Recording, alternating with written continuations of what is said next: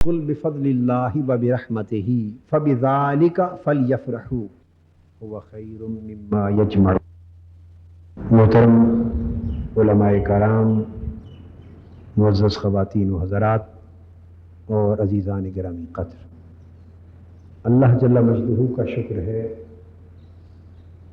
جس نے ہمیں میلاد مصطفیٰ صلی اللہ تعالیٰ علیہ وآلہ وسلم کی عظیم نعمت عطا فرمائی اور ہمیں توفیق بخشی کہ اللہ کی اس نعمت پر شکر بجا لائیں اور اللہ کی اس رحمت پر خوشیاں منائیں۔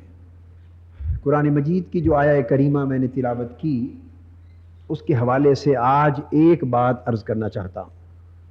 اللہ رب العزت نے ارشاد فرمایا، قل بفضل اللہ و برحمتہ، میرے حبیب صلی اللہ علیہ وآلہ وسلم فرما دو کہ اللہ کے فضل اور اس کی رحمت کے باعث اللہ نے جو تم پر فضل کیا ہے اور اللہ نے جو تم پر اپنی رحمت فرمائی ہے، فبذالک فلیفرحوا، اللہ کے اس فضل اور اس رحمت کے باعث خوشی منایا کرو۔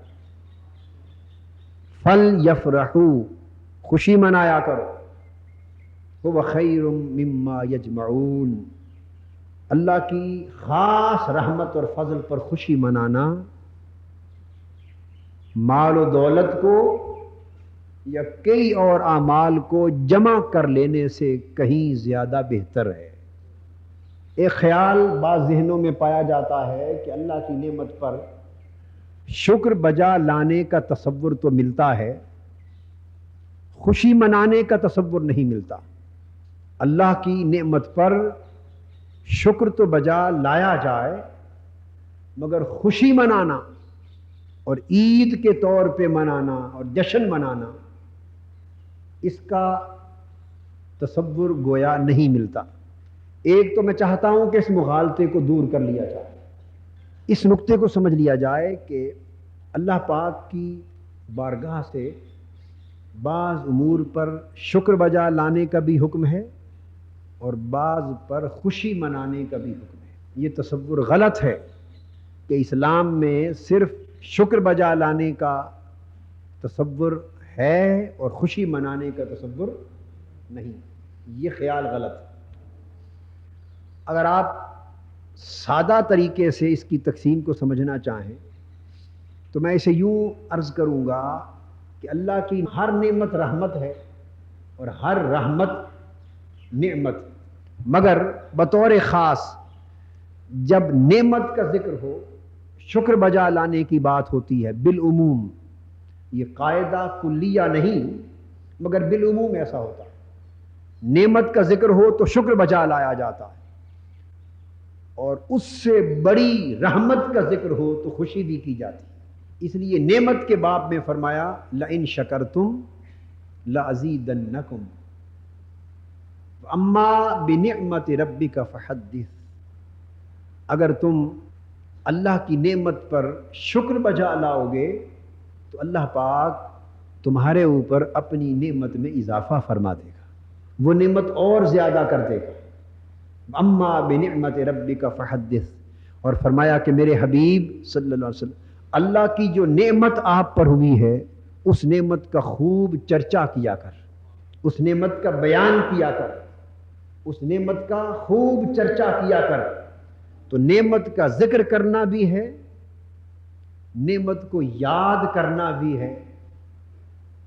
یا بنی اسرائیل اذکروا نعمتی التی انعمت علیکم، اے بنی اسرائیل، میں نے جو نعمت تم پر فرمائی تھی اسے یاد کیا کرو، اسے یاد کیا کرو، اس کا ذکر کیا کرو۔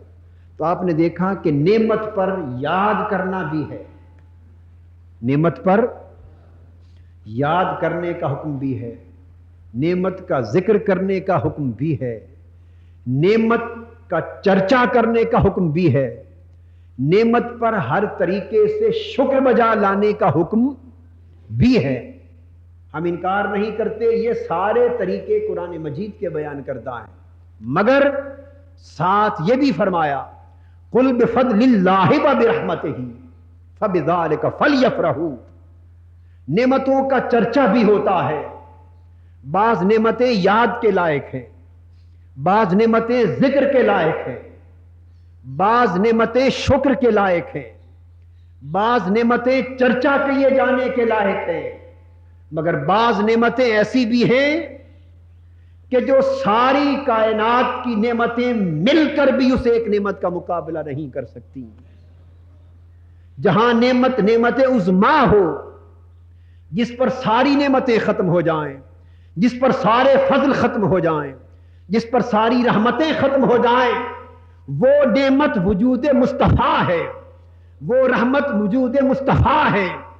تو جہاں عام نعمت پر یاد کرنے کا حکم ہے، تو میلاد مصطفیٰ سے بڑی نعمت کوئی نہیں، اس کی یاد کا حکم بھی ہوا۔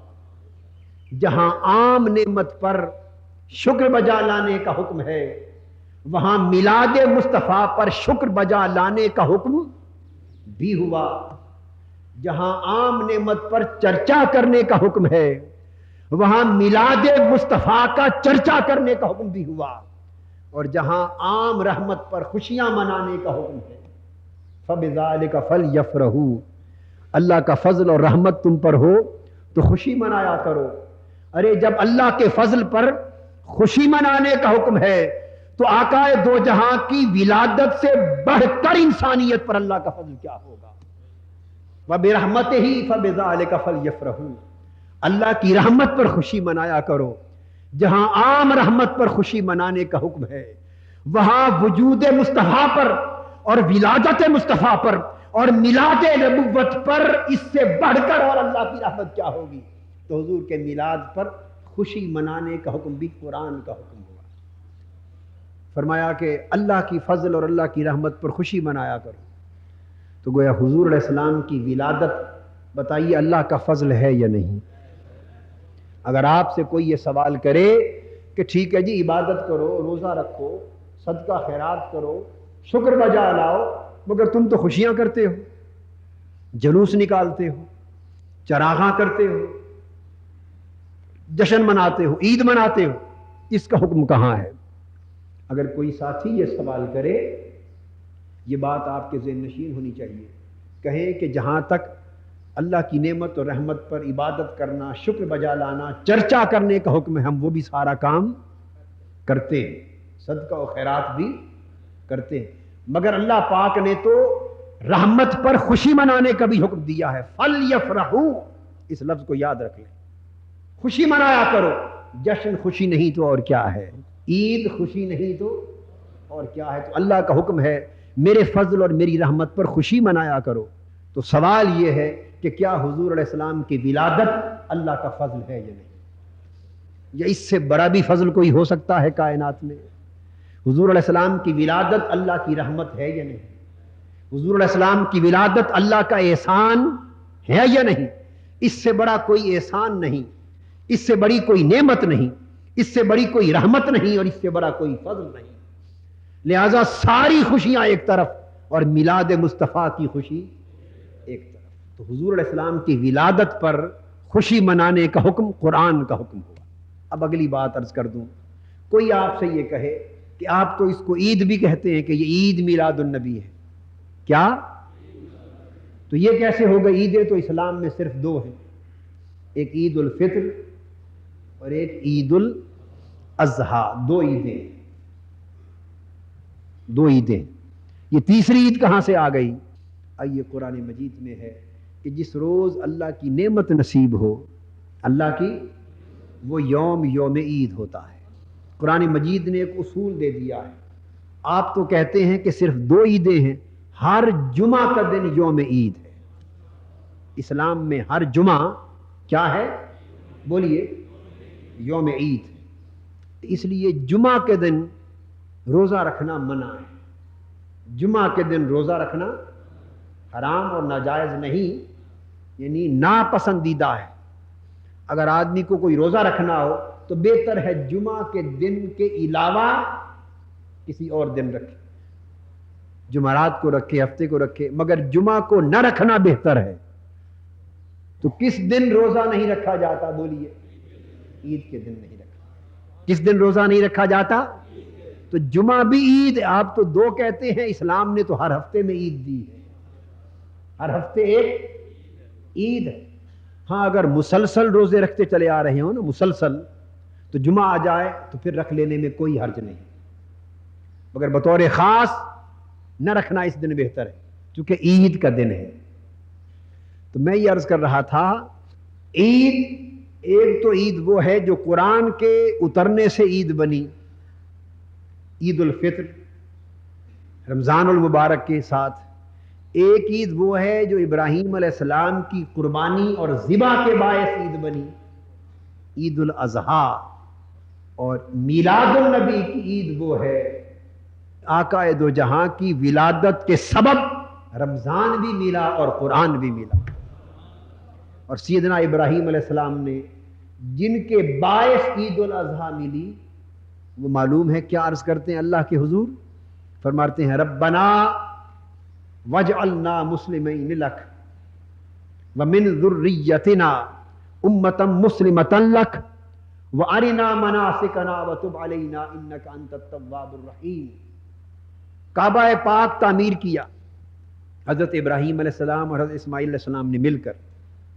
وَإِذْ يَرْفَعُ إِبْرَاهِيمُ الْقَوَاعِدَ مِنَ الْبَيْتِ وَإِسْمَاعِيلُ رَبَّنَا تَقَبَّلْ مِنَّا إِنَّكَ أَنْتَ السَّمِيعُ الْعَلِيمُ۔ حضرت ابراہیم علیہ السلام اور حضرت اسماعیل علیہ السلام نے کعبہ تعمیر کیا، مزدوری کی۔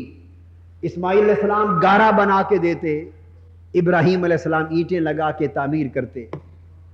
مقدس باپ اور مقدس بیٹا دونوں جب مزدوری کر چکے اور کعبہ اللہ کا گھر تعمیر کر چکے، اللہ کا گھر تعمیر کر چکے، ابھی اسی جگہ کعبۃ اللہ تعمیر کر کے کھڑے ہی تھے کہ اللہ سے اپنی مزدوری مانگی، اللہ سے اپنی بولیے مزدوری مانگی۔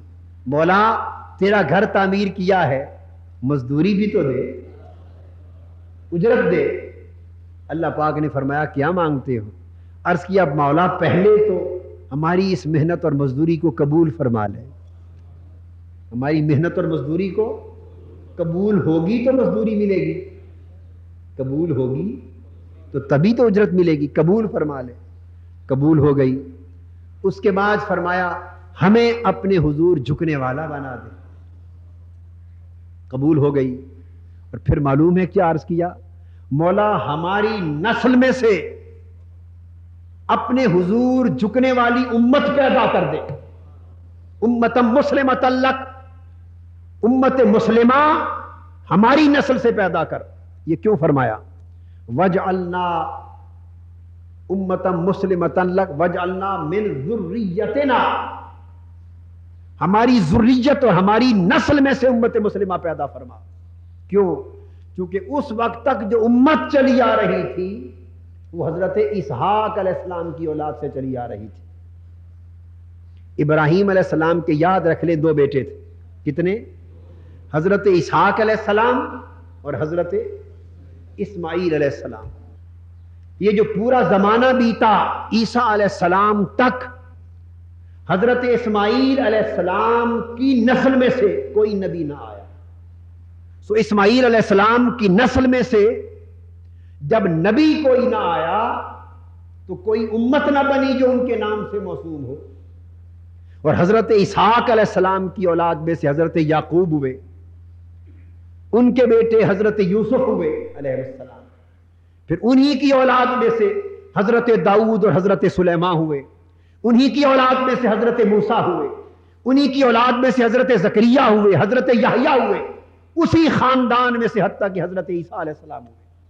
ساری امتیں حضرت اسحاق کی اولاد سے ہوئی اور حضرت اسماعیل علیہ السلام کی اولاد سے امت نہ ہوئی۔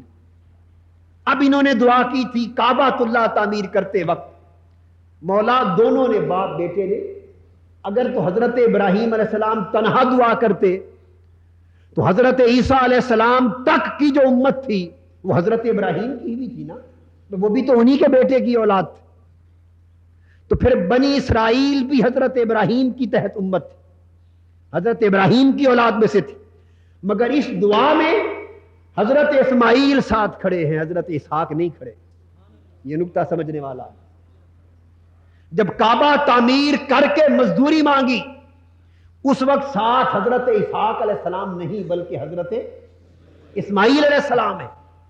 حضرت ابراہیم اور اسماعیل علیہ السلام دونوں کے ہاتھ اٹھے اور دونوں عرض کر رہے ہیں مولا ہماری اولاد میں سے وہ امت مسلمہ بھیج.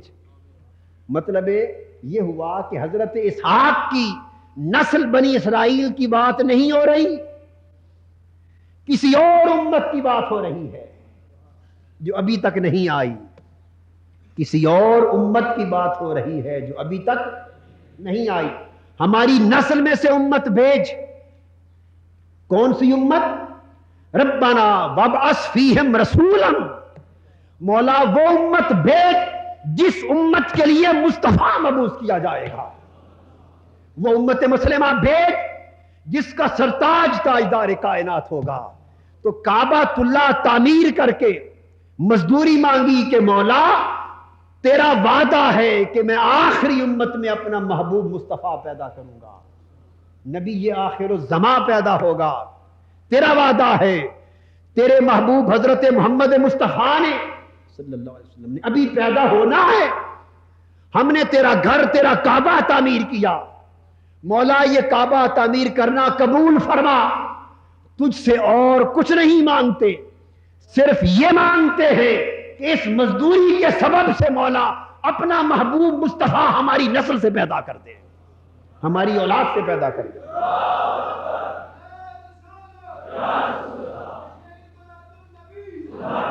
آقا دو جہاں کو، تاجدار کائنات کو، نبی آخر الزماں کو، وجہ تخلیق کائنات کو، بزم رونق بزم کائنات کو، وجہ بعثت انبیاء کو، وجہ تخلیق امم کو، وجہ حشر و نشر کو، وجہ ارسال نبوت کو، مولا جو کچھ نظام بنایا ہے تو نے نبی بھیجے، رسول بھیجے، زمین بنائی، زمین پہ کعبہ بنایا، امتیں بنائی، سب کچھ اس لیے بنایا کہ بالآخر تیرا محبوب مصطفیٰ آ جائے.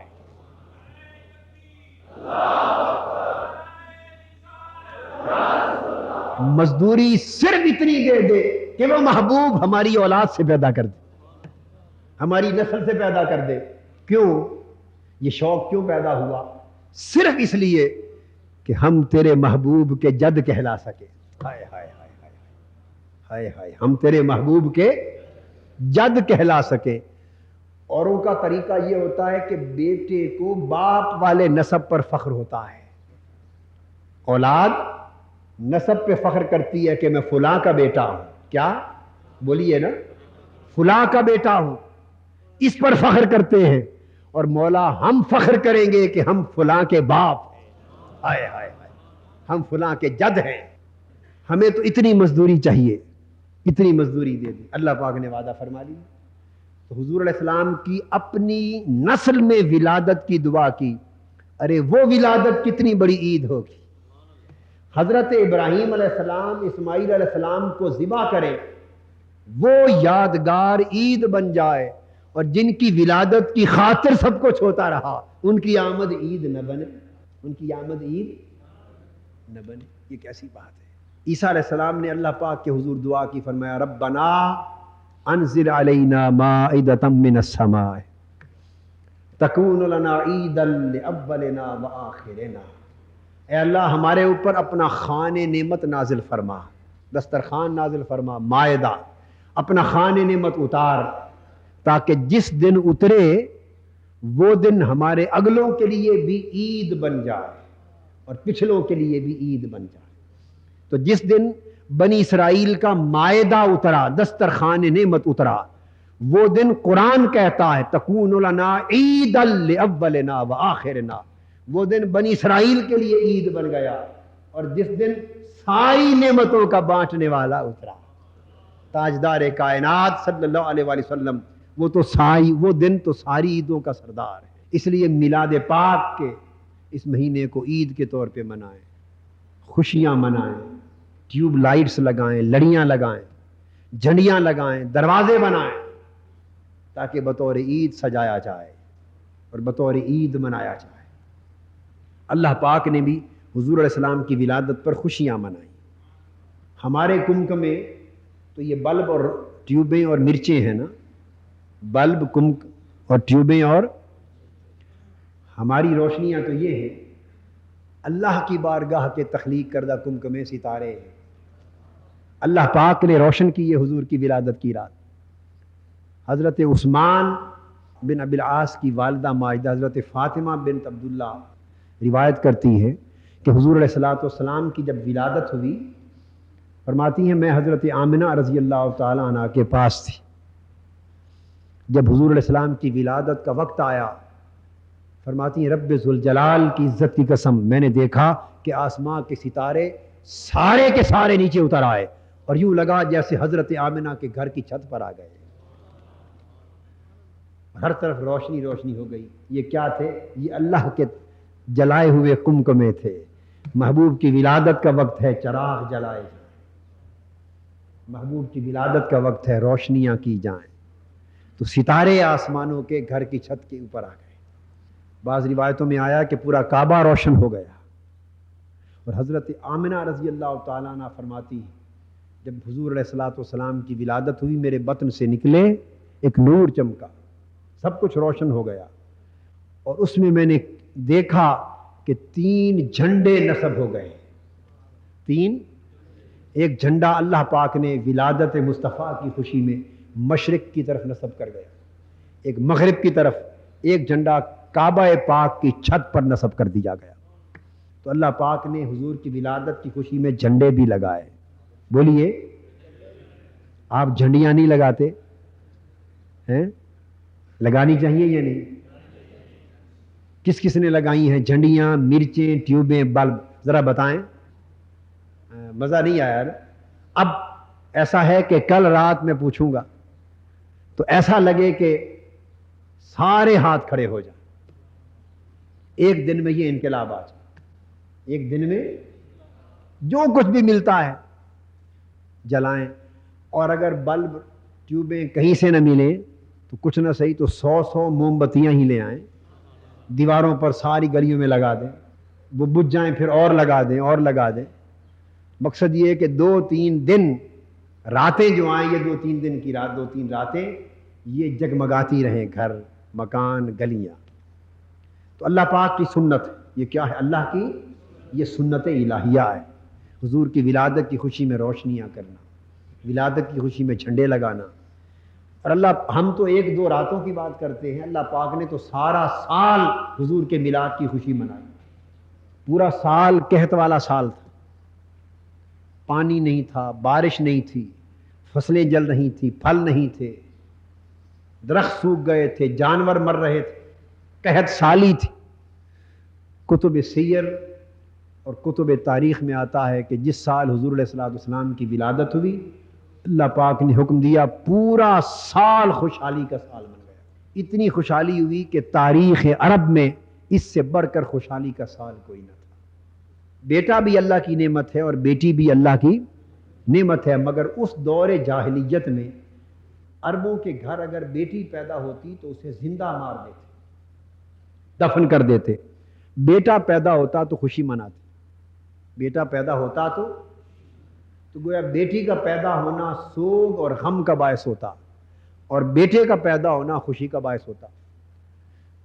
تو خوشی دستور کے مطابق منائی جاتی ہے۔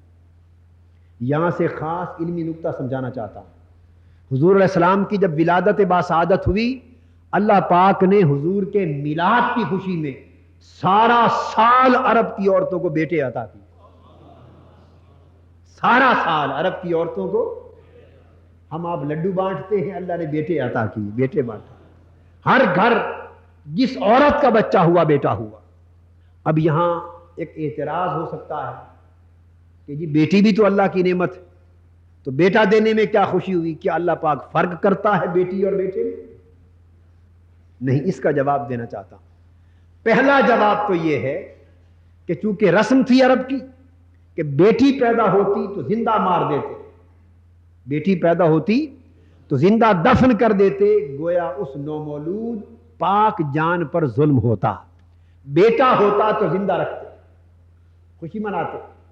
اب اس رسم کو تو حضور علیہ الصلوۃ والسلام نے 40 سال کے بعد جب اعلان نبوت فرمایا اس کے بعد جا کے ختم کرنا تھا. یہ تو ولادت کا دن تھا اور ولادت کا سال تھا. ابھی تو رسم وہی جاہلانہ رسم تھی. اگر اللہ کے نزدیک تو بیٹی اور بیٹے کا کوئی فرق نہ تھا، مگر جن کے ہاں پیدا ہونا تھا ان عربوں کے ہاں تو فرق تھا. اگر اس سال بیٹیاں بھی پیدا ہوتی حسب دستور تو سینکڑوں بیٹیاں حضور علیہ السلام کے میلاد کے سال پیدا ہوتی اور ظلمن ماری جاتی. اللہ پاک نے میلاد مصطفیٰ کی خوشی میں ہر ایک کو بیٹے دیے تاکہ سارا سال عالم عرب کے کسی گھر میں ظلم نہ ہو، ظلم نہ ہو، کوئی معصوم جان ظلمن ماری نہ جائے.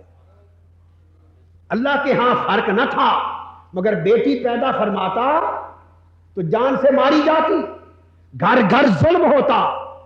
صرف بیٹا فرما پیدا کر کے ظلم مٹا دیا، اور علامت تھی کہ جو میرا محبوب آ رہا ہے یہ دنیا سے ظلم مٹانے کے لیے آ رہا ہے. اور دوسرا نقطہ اور دوسرا پہلو یہ ہے، یہ ایک علمی نقطہ ہے اور بدعت کے سوال کا جواب بھی ہے. بدعت کے سوال کا یہ ایک نیا نقطہ ہے جو پہلے بیان نہیں کیا، نیا نقطہ ہے. بدعت کے سوال کا جواب بھی وہ یہ کہ بیٹی بھی اللہ کی نعمت، بیٹا بھی اللہ کی نعمت. مقصود ہے خوشی منانا، تو وہ کیا خوشی جو زمانے میں خوشی جانی نہ جائے. ہم خوشی منائیں مگر زمانے اور دستور کے مطابق اسے خوشی تصور ہی نہ کیا جائے تو وہ خوشی منانے کا مزہ. خوشی دستور کے مطابق منائی جاتی ہے بشرطے کہ ممنوع اور حرام چیز نہ ہو. خوشی حسب دستور ہوتی کہ لوگ بھی سمجھے کہ ہاں خوشی منائی جا رہی ہے. نعمت اگر بیٹیاں پیدا ہوتی تو اس میں خوشی کا کوئی تصور دستور عرب کے مطابق نہ ہوتا. عرب لوگ اپنے دستور کے مطابق صرف بیٹا پیدا ہونے پر خوش ہوتے. تو مولا نے فرمایا محبوب کے میلاد کی خوشی ہے. میرے نزدیک تو بیٹا بیٹی دونوں برابر ہیں، مگر محبوب کے میلاد کی خوشی دستور عرب کے مطابق منائی جائے، دستور کے مطابق منائی جائے. سو ہر ایک کو بیٹا ملے گا تو دستور کے مطابق خوشی ہوگی. تو اللہ نے بھی حضور کے میلاد کی خوشی مناتے ہوئے دستور کا خیال رکھا، رسم کا خیال رکھا. جس طرح ولادت مصطفیٰ کی خوشی منانے میں اللہ نے عربوں کے زمانے کے رواج کا خیال رکھا، اس طرح ہم جب حضور کے میلاد کی خوشی مناتے ہیں اپنے زمانے کے رواج کا خیال رکھتے ہیں. اوروں کی خوشی میں جلوس نکالے جائیں اور میلاد مصطفیٰ کی خوشی میں جلوس نہ نکلے تو بات پھبتی نہیں. اوروں کی خوشی میں جلوس نکلے، حضور کے میلاد کی خوشی ہو تو کہیں جلوس نہیں ہونا چاہیے، تو خوشی حسب دستور نہ ہوگی. سو دستور کا تقاضا ہے کہ اوروں کی خوشی میں چھوٹا جلوس نکلے، مگر مصطفیٰ کے میلاد کی خوشی میں بڑا جلوس، گھر گھر سے جلوس نکلے، گلی گلی جلوس نکلے. اوروں کی خوشی میں تھوڑا چراغاں ہو، میلاد مصطفیٰ کی خوشی میں زیادہ چراغاں ہو. اوروں کی خوشی میں تھوڑی محفلیں سجائی جائیں، میلاد مصطفیٰ کی خوشی میں بڑی بزمیں سجائی جائیں. تو حسب دستور ہونا اس کو بدعت نہیں کہتے، سنت الہیہ کہتے ہیں. ارے یہ اللہ کی سنت ہے، اس کو بدعت کہہ رہے، اللہ کی سنت. چراغاں کرنا، ستاروں کو نیچے بھیجنا چراغاں کی سنت الہیہ ہے. جھنڈے نصب کرنا جھنڈیوں کے لیے سنت الہیہ ہے. نعمتیں بیٹے بانٹنا تقسیم خیرات کے لیے اللہ کی سنت ہے. اور ہر طرف خوشحالی کر دینا، آبادی کر دینا، ہر سمت زمین کو سجا دینا سنت الہیہ ہے. اور ہر طریق پر ملائکہ آ گئے، پرندے آ گئے. کل رات میں بیان کروں گا، جنت سے پرندے بھیجے گئے، جنت سے پرندے بھیجے گئے. سو میں تو یہ کہتا ہوں اس حکم کو، جنت سے پرندوں کا آنا، اس کو آپ لوگ خوشی میں بعض اوقات کبوتر بھی چھوڑتے ہیں نا. میں دیکھتا ہوں کئی بار ہمارے جلسے جلوس ہوتے ہیں، پاکستان عوامی تحریک کے جلسے ہوتے ہیں، مختلف دورے کرتا ہوں، بڑے بڑے جلوس ہوتے ہیں. اس علاقے کے لوگ استقبال میں خوشی میں کبوتر لا کر چھوڑتے ہیں. اور کئی جگہ دیکھتا ہوں کہ غبارے ملا کر اکٹھے، یہ خوشی کے اظہار کے طریقے ہیں، ان میں کچھ بدعت نام کی کوئی چیز، یہ بلا وجہ بدعت کا ٹیکا انجیکشن بازوں کے ہاتھ میں جہاں دیکھا لگا دیا، ہر جگہ بدعت گھسیڑ دی۔ بدعت ایسی چیز کو، بدعت یاد رکھ لے تب بنتی ہے اگر اسے عین دین اور واجبات دین میں سے سمجھا جائے، عین دین اور واجبات دین میں سے سمجھا جائے تو بدعت، اور اگر واجبات دین میں سے نہ سمجھیں، حسب دستور خوشی سمجھیں، مستحبات میں سے سمجھیں، مستحسنات میں سے سمجھیں، مباحات میں سے سمجھیں، نہ کرنے کو گناہ نہ سمجھیں مگر کرنا بڑی خوش بختی سمجھیں، یہ بدعت نہیں ہوتی۔ تو غبارے اور کبوتر چھوڑتے ہیں، تو مجھے اس سے خیال آ گیا کہ میلاد پاک کی خوشی ہے، غبارے بھی چھوڑیں، غبارے بھی، کبوتر بھی چھوڑیں۔ کوئی یہ کہے گا دیکھو جی نیا کام شروع کر دیا، اس کا ثبوت کیا ہے؟ کہ یہ بھائی قادری صاحب سے جا پوچھ، ہمیں تو انہوں نے کہا کہ حضور کے میلاد کی خوشی میں غبارے بھی چھوڑو، کبوتر بھی چھوڑو، جھنڈیاں بھی لگاؤ، چراغ بھی جلاؤ، کمکمے بھی چلاؤ۔ اور ابھی کل میں نے پرسوں ایک بچہ آیا تھا، ادھر ایک میلاد سٹریٹ ہے فیصل ٹاؤن میں، تو ادھر کمکمے لگے ہوئے ہیں، تو ایک بچہ لے آیا میلاد پاک کا مبارک نامہ، اس پہ لکھا ہوا تھا کہ میلاد النبی کے دن چھوٹے بچوں کو بگی کی مفت سیر کرائی جائے گی۔ یہ بھی کیا خوب آئیڈیا ہے پیارا، میرا دل خوش ہوا کہ چھوٹے چھوٹے بچوں کو اکٹھا کرنا، جمع کرنا، بگی کی سیر کرانا ایک شوق کا پہلو ہے نا، تاکہ پتہ چلے کہ یہ سارا اہتمام کیوں ہے، ہمارے آقا کے میلاد کا دن ہے۔ تو ٹھیک ہے، چھوٹے بچوں کو بگیاں ملیں، ٹانگیں ملیں، گاڑیاں ملیں، سجاوٹ کر کے اس پہ بھی سیر کرائیں، گھوڑوں پر سیر کرائیں، اونٹوں پر سیر کرائیں۔ کوئی پوچھے یہ نئے کام کہاں سے آ گئے؟ کہیے جی قادری صاحب سے پوچھیں۔ ایک رسالہ چھپا تھا، رسالہ، اس رسالے میں کسی نے میرا لقب لکھا تھا موجد بدعات۔ کیا؟ یہ بدعتوں کا ایجاد کرنے والا ہے، اور بدعت کرنے والا جہنمی ہوتا ہے۔ ارے حضور کی خوشی میں ایسے تصورات کے ایجاد کرنے سے جہنم ملتی ہے تو اس کو بھی چومتے ہیں۔ آقا کی ولادت کی خوشی میں اگر تمہاری جہنم یہی ہے تو اس کو بھی چومتے ہیں۔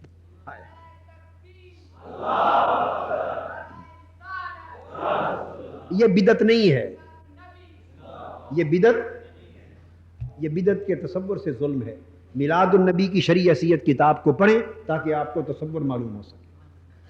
اگر یہ چیزیں بدعت ہیں تو بادشاہ اور علاقوں کے، ملکوں کے صدر فوت ہوتے ہیں، ان کی میت پر پھول چڑھائے جاتے ہیں۔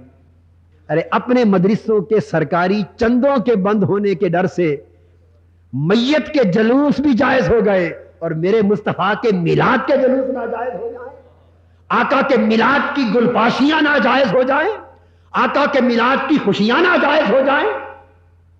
ارے درنگی چھوڑ دے، یک رنگ ہو جا، سراسر موم یا پھر سنگ ہو جا۔ اگر یہ بدعت ہے تو وہ بڑی بدعت ہے، وہ کیوں کرتے؟ حضرت سلطان عارفین سلطان بہو رحمۃ اللہ علیہ فرماتے ہیں، جتھے ملے چنگا چوکھا پردے کلام سوائی، جہاں کچھ مل جائے وہاں سب کچھ جائز۔ یعنی اگر تو اپنا مفاد ہو جسے حرام سمجھے وہ بھی حلال بن جائے، اور اپنا مفاد نہ ہو تو حلال بھی حرام بن جائے۔ خود بدلتے نہیں قرآن کو بدل دیتے، کس قدر ہے فقیہان حرم بے توفیق، خود بدلتے نہیں قرآن کو بدل دیتے۔ ہم تو اس کو بھی ناجائز نہیں سمجھتے۔ کسی سربراہ یا کسی لیڈر کی میت پر پھول چڑھانا، اس میت کا جلوس ہونا، وقار سے دفن کرنا، توپوں کی سلامی دینا، اگر کوئی اس کا صحیح مستحق اور حقدار ہو ہم اسے بھی ناجائز نہیں سمجھتے۔ تو جب یہ ناجائز نہیں کہتے تو حضور کے میلاد پاک تو کائنات کی ساری خوشیوں سے بڑی خوشیوں کی حقدار ہے۔ میں امید کرتا ہوں کہ آپ میلاد پاک کی خوشیوں اور میلاد پاک کے جشن کا حق ادا کرنے کی کوشش کریں گے۔ اللہ پاک ہمیں میلاد النبی صلی اللہ علیہ وسلم کی برکتوں سے مالا مال فرمائے۔ وما علینا الا البلاغ۔